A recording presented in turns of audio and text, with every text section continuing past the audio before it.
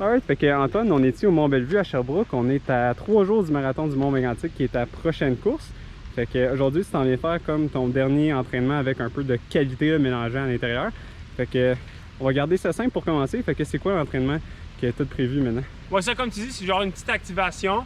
Là, on vient de faire comme un 5 kg 25 minutes. Fait qu'on a fait un petit tour du Mont-Bellevue, un demi-tour. Puis là, ce qu'on va faire, c'est qu'on va alterner des plus longues montées par le mont de ski avec ensuite des petites montées un peu plus rapides. Fait que la petite pente de débutant de ski. Puis on va voir, je m'attends à faire comme peut-être un 20-25 minutes d'intervalle en guillemets. Mais on garde ça quand même assez relax. C'est l'intensité de course. Mais c'est un effort de comme 4 heures environ. Fait que c'est quand même assez soft comme intensité. Là, c'est juste d'activer le corps un peu. Parce que souvent dans la semaine avant une course, on a tendance à comme notre corps il est trop en mode repos. Là. Fait que des fois, il faut lui dire qu'il y a une course qui s'en vient. Fait qu'il faut se remettre dans le beat. Tu me disais tantôt, tu n'avais pas un nombre fixe d'intervalles que tu vas faire. Fait que tu vas plus y aller comme selon tes sensations. Ouais, c'est ça. Je vais aller comment je me sens. Puis plus en termes de temps d'intervalle plutôt qu'en nombre d'intervalles aussi. Parce que vu que c'est des côtes, c'est plus difficile de savoir en termes de kilomètres en tant que tel aussi. Là. Je sais pas trop combien de temps ça va me prendre. Mais j'aime ça garder une certaine flexibilité, là, surtout à quelques jours de la course, là, voir comment je me sens, comment le corps répond à tout ça. Là. Alright, cool. Good. On part ça.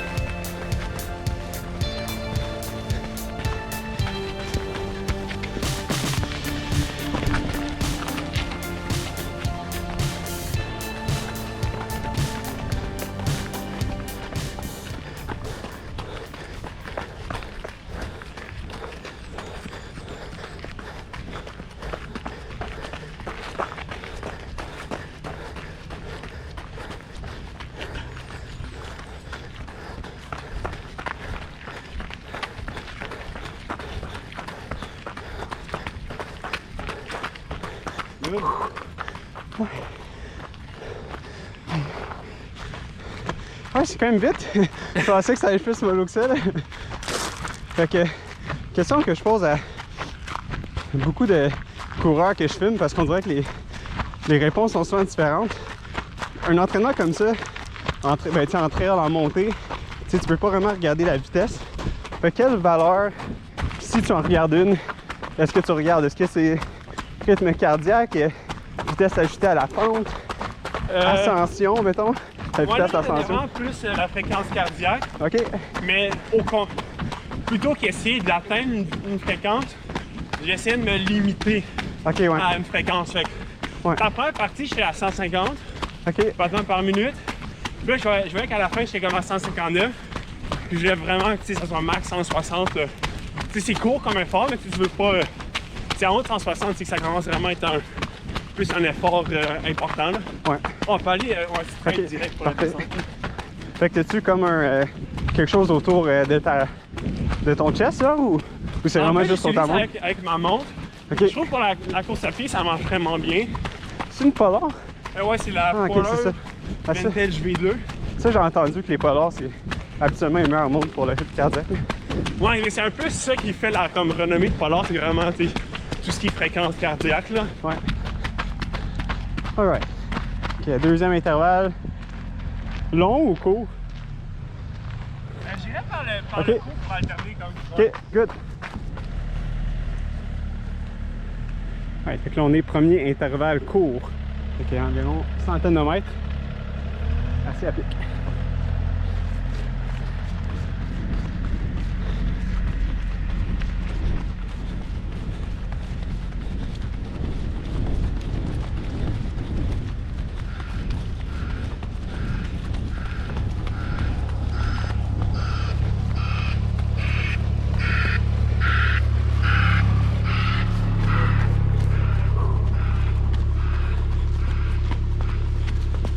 Fait que ça, c'était vraiment plus comme vite comme intervalle.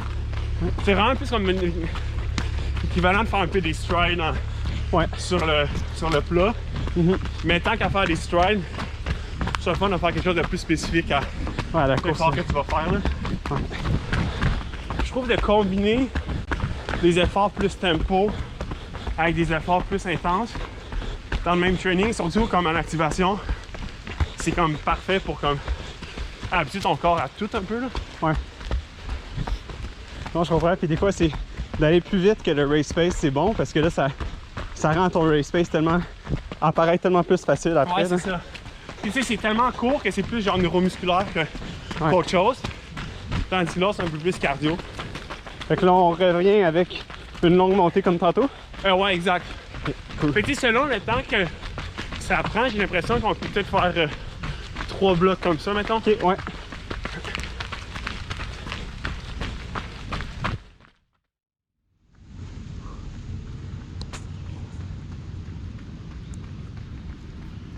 Allez, allez, good job.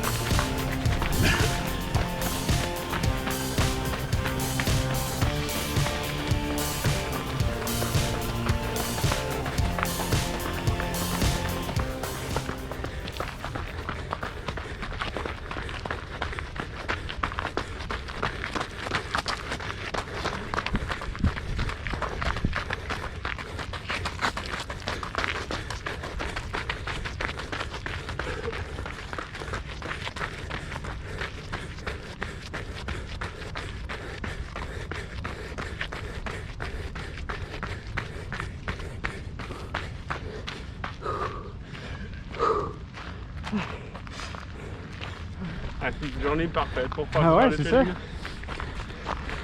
Ah, j'aime ça, ces météos-là pour des intensités, là. C'est Ouais. ça comme un guerrier. Surtout là. en trail, là. Ouais. Aussi, comme un petit truc que je fais d'avant course, c'est comme pour ma dernière course d'activation, comme plus spécifique, je vais prendre ma nouvelle paire de souliers Ok, que je vais prendre pour la race. ok. Parce que je veux tout le temps comme racer avec des souliers les plus neufs possibles, mais je veux quand même les Ouais, les déformer un petit peu. Ouais, c'est ça. Fait que là, c'est comme la meilleure occasion. Tu sais, si c'est 45 minutes, 1 heure, Ouais. c'est pas suffisant pour les endommager, mais c'est juste parfait pour que comme tu gardes la grippe parfaite puis le bounce parfait pour la race. Je pense que c'est quelque chose de psychologique aussi là. Ouais, non, c'est Je ça. trouve ça le fun de pouvoir racer avec des souliers propres, Ouais. neufs. Mentalement, c'est comme Ouais, c'est un petit n'importe rituel n'importe avant-course. quel grip que tu peux avoir de plus, là, Ouais, ouais. on va le prendre. Là, c'est lesquels les souliers que tu portes? Ça, c'est les Skechers TRL. Ok. C'est un modèle un peu plus minimaliste. Il y a un autre modèle qui est un peu plus comfy, plus mou. Ouais. Et ça, je vais le prendre pour plus long. Mais ce qui est le fun, c'est qu'il y a genre une mini plaque en plastique au devant. Fait que ça répond bien comme quand tu montes sur des côtes ou quand il y a des virages. Ouais. Fait que pour un parcours comme technique, je trouve que c'est parfait pour ça. Là.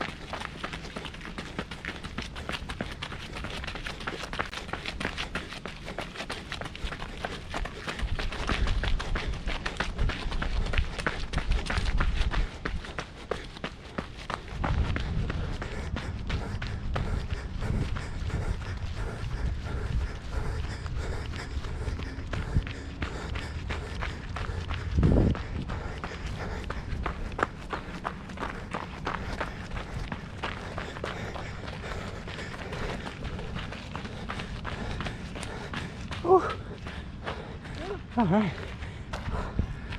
Good job, man. C'est le dernier Ouais. plus long intervalle. Ouais. Puis on va finir avec 2 petits strides en montée. Ouais. Puis ça va être ça pour le training. Parfait. Good.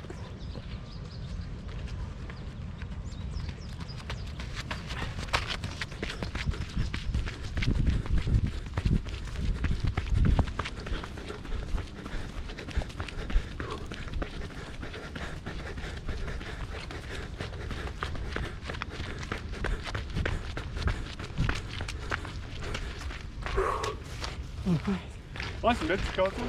Ouais. Elle est pas longue, mais steep, fait que Ouais. ça prend pas longtemps de élever le rythme cardiaque.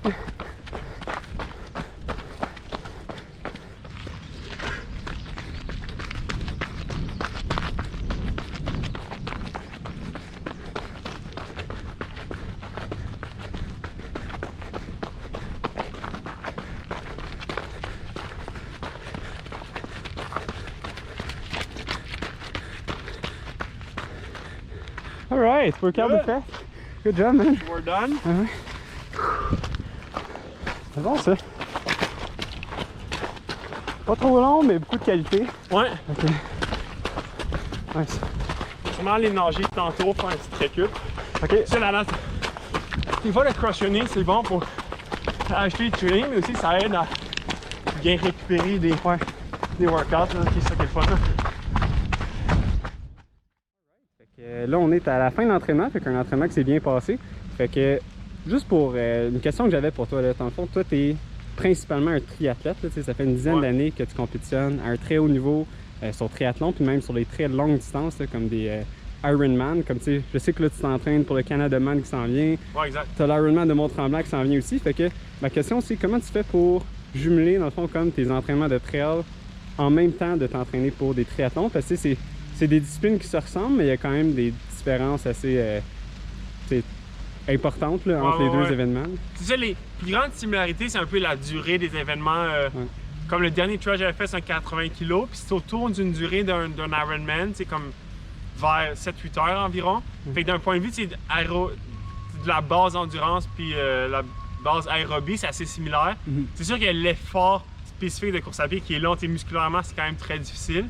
Mais je trouve que la course en trail de longue distance, ça se combine bien à l'Ironman. Ça se combine un peu moins peut-être si je faisais plus des demi-Ironman ou triathlon sprint olympique, où là, je dois quand même faire beaucoup plus des intervalles spécifiques en course à pied.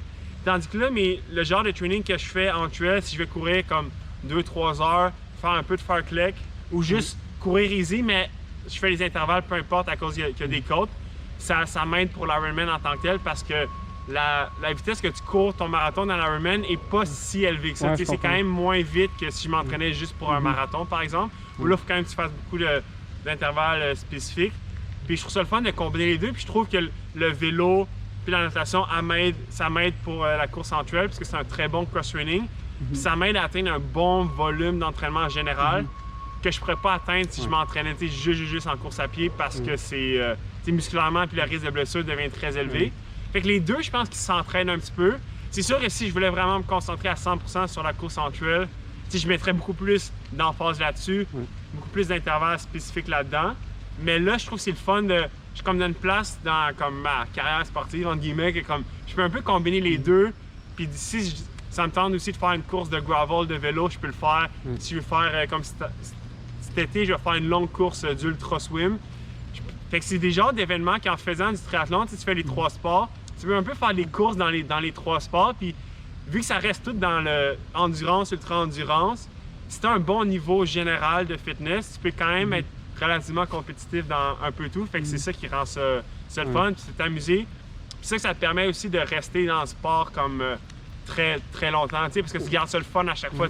Genre le training là, je trouve ça bien plus le fun que si j'avais couru sur un tapis roulant ou vraiment faire un training spécifique sur l'asphalte, puis ça va être pratiquement autant bénéfique pour mon Ironman que si j'avais fait ça, puis j'ai bien plus le fun de jouer dans le bout. C'est ça. Fait que là, tu as le marathon du Mont-Mégantic qui est en fin de semaine, mais là, tu me disais c'est comme vraiment en préparation pour le Canadaman qui est un mois, dans un mois? C'est le 3 juillet, fait que c'est dans moins qu'un mois. Ok, ça semble encore plus. Puis, puis dans le fond, cette course-là, le Canadaman, tu finis avec l'ascension du Mont Mégantic. Dans le fond, cette fin de semaine, c'est comme un entraînement parfait. Dans le fond, c'est pour te vraiment la préparer. meilleure chose parce que, en fait, durant le Canadaman, on va arriver comme à la base de l'observatoire pour monter Mont-Saint-Joseph, Victoria puis Mégantic.